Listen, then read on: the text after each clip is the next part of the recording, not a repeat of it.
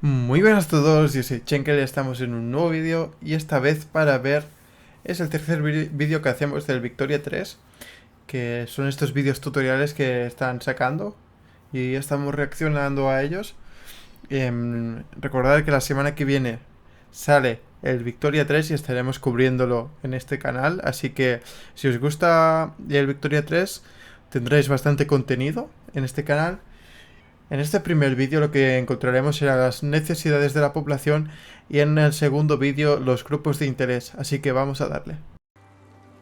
Hey everybody, it's Party Lead, and you know me from my own YouTube channel where I cover strategy games similar to Victoria 3 extensively.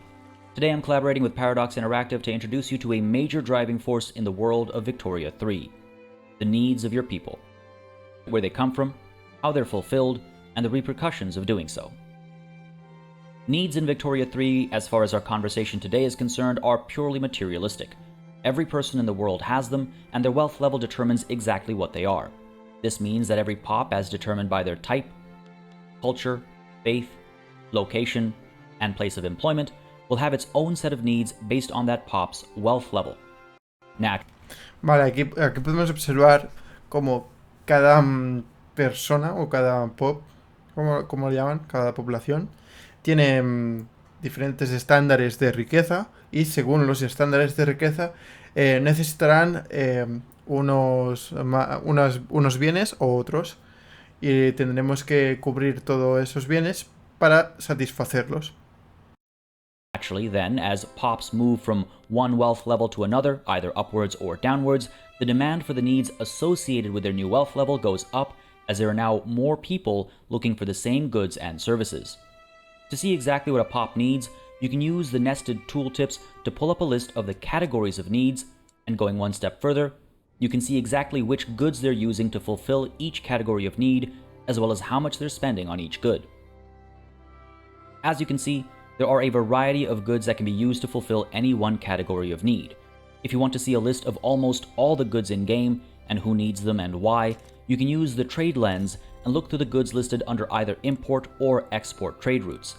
Here you can choose a type of good and, through the tooltips, you can get a better understanding of which wealth levels need that good and for what purpose.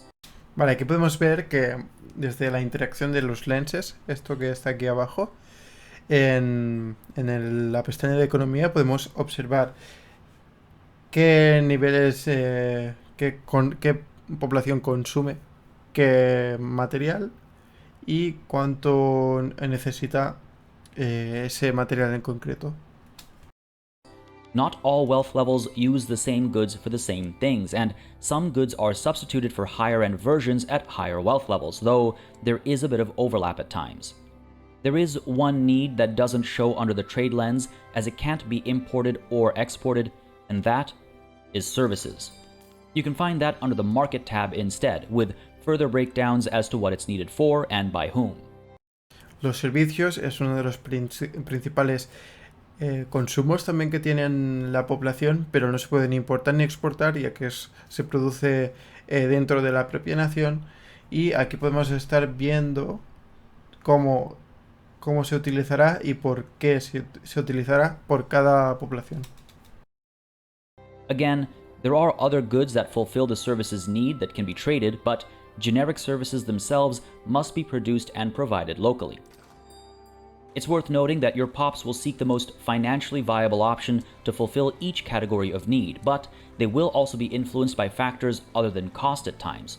The best example of this involves cultural obsessions and taboos, where a culture may be particularly inclined to consume a specific good more than others, or to avoid it as much as possible. Under intoxicants, for example, any pop of Han culture will be obsessed with opium, and will be more likely to use opium as their intoxicant of choice. Vale, aquí podemos ver los sustitutivos, en este caso de intoxicantes, que son el licor, el tabaco y el opio. Y en este caso están jugando con China, están enseñándonos esta parte con China, ya que su obsesión es el opio. Y por tanto, lo que harán es priorizar el opio como intoxicante, de la necesidad de intoxicante, por encima del licor o el tabaco, ya que tienen una obsesión en su cultura. Even if it's astronomically more expensive. By contrast, any pop belonging to the Muslim sects will try to minimize how much they use liquor as an intoxicant, regardless of how cheap it might be, because it's considered a taboo. Y aquí podemos observar que los países del Islam consumirán o reducirán muchísimo el consumo de alcohol como intoxicante, ya que está considerado tabú, y por tanto consumirán, por ejemplo, más tabaco. This isn't to say consumption is entirely under the control of these obsessions and taboos. They will never be the only way to fulfill a need category, nor will they ever be completely avoided. But the spread of which goods are used to fulfill a need category will be affected, which will influence how you will want to adjust supply and demand to improve your people's lives and the affordability of their lifestyles. Market forces in Victoria 3 work as you'd expect. Whether due to obsessions, economic mobility of your pops, or starting conditions, if there's more demand for a product without enough supply, it will be more expensive. Adding a consumption... Vale, aquí podemos ver también el tema del mercado. Podemos ver que no hay oferta de ropaje caro, podemos decir, o de lujo, y tiene mucha demanda. Y esto es como el déficit que hay del producto en cuestión, y podemos ver que está en un elevado precio relativo, ya que como no hay oferta, la demanda es muy alta y está dispuesta a pagar mucho dinero por ese material. Igual pasa con el hierro, que tienen un déficit muy grande y está subiendo mucho el valor. Tax to a certain good will make it even more expensive for your pops, though it will generate wealth for your treasury as well. Alternatively, whether due to taboos, a drop in wealth levels, or starting conditions, if there is less demand for a product with a huge surplus, it will become less expensive. And again, y pasa lo mismo al revés. Si tienes muchísimo, por ejemplo, aquí podemos ver en servicios, se están ofreciendo muchos más servicios de la que la gente necesita, y hay un surplus de 697. Por tanto, está decayendo mucho el precio relativo y será mucho más barato el producto. Of course, removing a consumption tax on a good will also help reduce the cost for pops who purchase it. These price fluctuations don't stop pops from spending money for their needs, even if it means eating into their accumulated wealth and dropping in wealth levels as a result, slowly getting more and more radicalized, eventually turning their displeasure into violence. Depending on the type of society you're trying to build, you'll want to prevent these drops in wealth levels among your various pops, and so it's essential that you maintain or improve supply levels to meet demands. You can't let goods get too cheap either, though. That will hurt your GDP and rank, and it'll reduce the profitability of buildings in your nation, which means they won't actually be able to pay wages, ultimately destroying your economy. Aquí están diciendo que tiene que haber un equilibrio del precio, no puede estar ni muy bajo ni muy alto, ya que muy alto ya lo hemos tratado. Se empobrecerá a la población, ya que a costa de su riqueza seguirá comprando porque tiene unas necesidades. En cambio, si baja mucho el precio, los productores, en este caso la empresa en la mina de carbón, si está muy bajo el precio del carbón, las personas que trabajan en la mina de carbón cobrarán menos, y también tu Producto Interior Bruto se verá muy afectado, y en general será malo para la economía. Así que tendremos que tener un equilibrio en los precios de todos los productos. Adjusting supply can be done either internally, by changing production levels at home, or it can be done with the help of external forces, using trade. Ultimately, you need to find the perfect balance between keeping buildings profitable and paying wages, and keeping the cost of goods low so that some of those wages can be kept as savings for pops you want to empower. But which pops do you want to empower? Well, that's where interest groups come in, a topic we'll discuss in the next video. Vale, el siguiente vídeo será del tema de los grupos de interés, así que vamos al siguiente vídeo. Ya estamos aquí con los grupos de interés, así que vamos a ver qué nos explica de los grupos de interés y del sistema político y todo esto. Es bastante interesante. Yo encuentro que lo podrían haber hecho diferente, que de hecho creo que lo hicieron diferente. La gente se quejó y lo mejoraron o algo así. Pero en fin, vamos a ello, vamos a ver qué tal. Hey everybody, it's Party Elite, and you know me from my own YouTube channel where I cover strategy games similar to Victoria 3 extensively. Today I'm collaborating with Paradox Interactive to introduce you to a major driving force of your societies in Victoria 3. Interest groups. We'll discuss what they are, their traits and happiness, and the importance of clout. Interest groups represent the political power that your people hold when they work towards a common goal amongst themselves. Pops pick which interest groups to join based on their profession, wealth, and education access, as long as they're not discriminated against in some way, and as long as they're not too illiterate or too poor to be politically active. Vale, solo son los que son activos políticamente, están dentro de un grupo de los grupos de interés. Y va en función de la profesión y de la riqueza de cada persona. Por ejemplo, un clerk es de la bombilla esta, que no sé cómo será en español, la verdad. Los aristócratas están en las Fuerzas Armadas, por ejemplo, que también es otro grupo de interés. Por aquí podemos ver al clero que está dentro de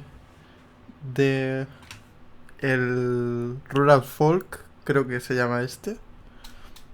And as long as they're not too illiterate or too poor to be politically active. As groups of pops that have similar social, political, and economic interests as far as policymaking and ideologies are concerned, they represent the voice of the people, encouraging or discouraging social and political change as best suits their needs. Their demands can come about in both peaceful and... Depende de cada de sus ideologías, nos apoyarán en ciertas leyes para aprobar ciertas leyes o no, o nos presionarán para que directamente las aprobemos, o al contrario, si hemos pasado a alguna que no nos interesa, pueden llegar a ser radicales para abolir esa ley. Violent ways, and so you'll want to influence which interest groups wield the most power in your nation to help control how your society develops. It's important to note that though there are interest groups with the same names spread throughout the world, they are sometimes represented with unique names to represent a minor difference between two otherwise similar interest groups. Vale, por ejemplo, en el caso de Japón, tienen su propio nombre. Son las Fuerzas Armadas, pero tienen su propio nombre. Está bien el flavor. Y por lo que veo, también tienen diferentes ideologías. Y en el caso, por ejemplo, este tercer país, no sé cuál es, pero tiene una característica extra que son tradicionalistas, por ejemplo. The Sikh priesthood, for example, has Sikh militancy as an ideology, not something you're likely to find among the Mahayana monks, who are decidedly not Sikh. In addition to that, even interest groups with the exact same name across national borders will be somewhat different at times. Apart from three core ideologies, the current leader of the interest group will add a fourth ideology based on their personal leanings, unless they're a moderate, in which case they do not add a fourth ideology. Vale, si son moderados los líderes por ejemplo, de las Fuerzas Armadas, no tendrán una ideología extra a las Fuerzas Armadas, pero en el caso último vemos que el líder es tradicionalista y por tanto tiene una ideología extra todo el grupo en sí. Whatever they may call themselves, though, interest groups always serve the same overarching purpose, have the same moving parts, and work in similar ways. To see which interest groups exist in your nation, you can use the outliner, breaking them down into interest groups and marginalized groups, where the latter refers to interest groups that lack any real political power in the form of clout. Each interest group has a certain amount of clout, an approval level, ideologies, traits, and a leader. Ideologies, as discussed previously, come as three core aspects plus one from the current interest group's leader, and they represent which laws an interest group opposes, endorses, or is ambivalent about. Podemos ver la fuerza que tiene dentro del país, si son neutrales, si son afines al gobierno, si son rebeldes, por decir de una manera, y es el approval, que pone neutral +1. Después pueden tener varios traits y lo que hemos explicado antes del tema de las ideologías. Y aquí podemos ver más, por ejemplo, en el caso que sean royalist, se opondrán firmemente a la república, se opusieran a una república presidencial, a una república parlamentaria y una teocracia, y apoyaran fuertemente a una monarquía. Está interesante. Interest groups will often push for policy changes that match these ideologies or push against reforms they oppose even after they've been passed. This can cause social and political friction that can eventually result in civil war if left unchecked. Their opinions about currently active laws and policies are a major contributor to their current approval levels, alongside recent law changes, whether they're in the government or in the opposition, how powerful they are, leader traits, and radicalization of the pops in the interest group. Their approval levels, meanwhile, influence which of the three traits are actively having an impact on your nation. A malus from an approval rating at or below -5, a small bonus from an approval rating above 5, and an additional bonus from an approval rating above 10. Vale, todos los traits van en función de lo contentos que estén o lo afines que estén al gobierno, o al contrario, o a los rebeldes que sean. Again, these are largely consistent between the same interest groups across nations. Por ejemplo, aquí tenemos family ties que pasan, si pasas de 5 de approval y están contentos, tienen este trait. The positive and negative impacts from active traits are further affected by the interest group in question's clout. This is a measure of the interest group's political strength as a percentage of the total political strength of your pops across all interest groups, whether they're marginalized or not. Political strength is generated through... La fuerza política en sí también determina lo bueno que sea el trait. votes in an election where applicable, though it's primarily generated through politically active pops and their collective wealth, though pops have less than expected political strength in unincorporated states and more than the expected in the capital state. This means, then, that the number of pops in an interest group, their wealth levels, and their location all play a role in how much clout an interest group has, which in turn determines whether they are powerful, with clout over 20%, influential, with clout below 20%, or marginalized, with clout below 5%. Vale, se dividen entre grupos que son influyentes más de 20, menos de 20 son influyentes, en plan dominantes sería más de 20 influyentes, y después están los marginalizados, que sería menos de 5. En este caso, los sindicatos, trade unions. Clout also directly impacts how likely a policy change is to happen, as the sum of the clout of interest groups that support the change represents the percentage chance of the change going through each cycle. But that's a conversation for later. It's important to keep in mind, though, that if you do want to push for a policy change, at least one of the interest groups that endorses it needs to be in your government. If they aren't, you'll need to reform your government to include them, sometimes at the cost of your government's legitimacy, a measure of how your current policies match up with the interest groups that are in the government. You cannot bring marginalized groups into the government, though, so you'll have to improve their clout before you can do so. So, to empower an interest group and to enable their ideologies and preferred laws to flourish in your nation, you need to improve their clout. The key ways to do so are to enrich the pops in said interest groups and by influencing which interest groups your pops join as best as possible.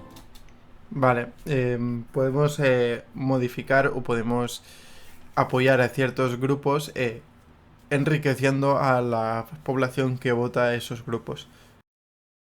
We discussed how to influence pop wealth through income and expenses in the last two videos, but to influence which interest groups they join, you'll need to consider the attraction modifiers outlined when hovering over the interest group population. You need to try to align as many pops as you can to be attracted to the interest groups you want to empower. Encourage pops to change professions to those that gravitate towards your preferred interest groups, enable or prevent their increased literacy, research or avoid relevant technologies, and use your authority to bolster or suppress interest groups that you wish to grow or shrink respectively. Interest groups have a... Vale, con la interacción que hemos visto antes, en el último frame, a ver, aquí, podemos apoyar o podemos hacer que poco a poco se vaya desapareciendo, y creo que gasta alguna capacidad de gobierno de aquí arriba, por lo que se ve en los Step Diaries. No sé si es la burocracia o alguno de estos. y lo que va haciendo es que la fuerza del partido vaya bajando. Interest groups have a very powerful influence on the stability of your nation and the direction in which it evolves over time through policy changes and lawmaking. If you're interested in learning more about that, make sure to subscribe to this channel and get notified when the next video releases focused on policies and laws. Vale, el siguiente vídeo sería políticas y leyes. Así que nada, esto es todo por el vídeo. Si os ha gustado, dar un like. Si tenéis algún comentario, estaré respondiendo. Si queréis ver más, suscribiros y nos vemos en la próxima. Adiós.